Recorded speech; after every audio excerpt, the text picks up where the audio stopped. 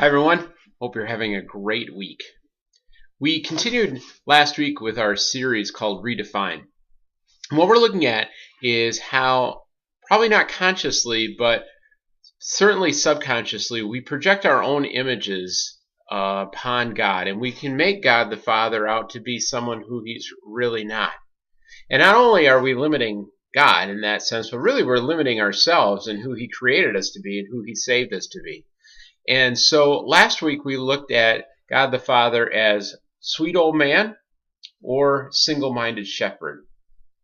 Now God so often in our media is portrayed simply as old. And if God is old, then he's certainly out of touch with the things that are going on in our world. I mean, how could he possibly understand things like same-sex marriage and genetic engineering and biochemical warfare? I mean, those things passed him up years ago. But what we discovered is that in Jesus talking about God the Father, he describes him more as a single-minded shepherd. Often, God is described as the shepherd and we are his sheep. And sheep are notoriously, they're very needy, first of all. They're notoriously dumb. And I've been told that they stink. And so this is who we are, and this is how God the Father pours into that. And Jesus at one point describes this story. He says that a shepherd brought his sheep back at night. There were to be 100 of them, and when he brought them all home, he noticed that one was missing. He sensed that one wasn't there. He didn't say that he did a head count. It just said that he knew one wasn't there. And so after securing the 99, he went out and looked for the one lost sheep. See, he wasn't disconnected from his sheep. He knew them intimately, and the sheep knew him intimately as well.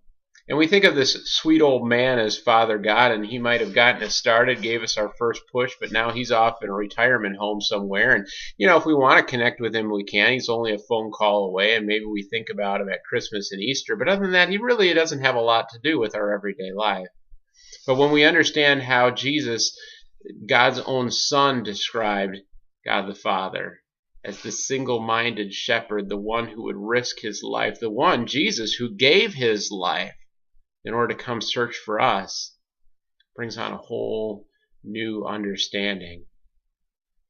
We ask the question, do you know what it's like, or can you remember a time when you've been hopelessly lost?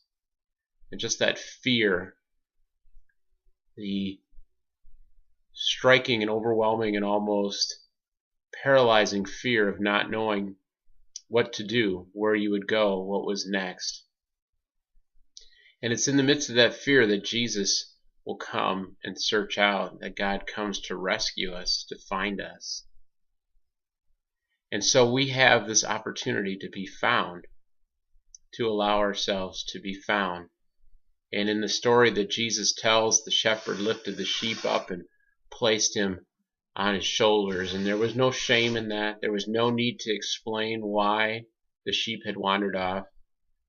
There was simply the love of the shepherd and the care and concern for his sheep. And so the invitation was to allow ourselves to be found by the one who is not ancient, but rather the one who is timeless. And all these current issues and problems that we think, those may be new to us, but they're not new to God at all. He understands, he's there, and he wants to bring you home. You let him rescue you, find you, and bring you home. I pray that you will. Pray that you have a great week. And I encourage you this coming Sunday, if you're able to stick around for a little while afterwards. We've got two things going on. One, a young woman named Rainey who started an organization called Take a Stand for Suicide Awareness. She needs our help to take some pictures and some video. I hope you can stick around for that. That should be fun. And then we're also going to help the Burke family clean up a portion of Erie Avenue, which is adopted on behalf and in memory and honor of their son Atreyu, who was 4 days old when he passed away. So we're going to meet at the Walgreens on Erie and work our way toward the lake. I hope you can be a part of that, showing God's love to these families and to those in the world that are in desperate need of the hope and the love of Christ, that need to be rescued by their shepherd. God bless you. Have a great day. Hope to see you on Sunday.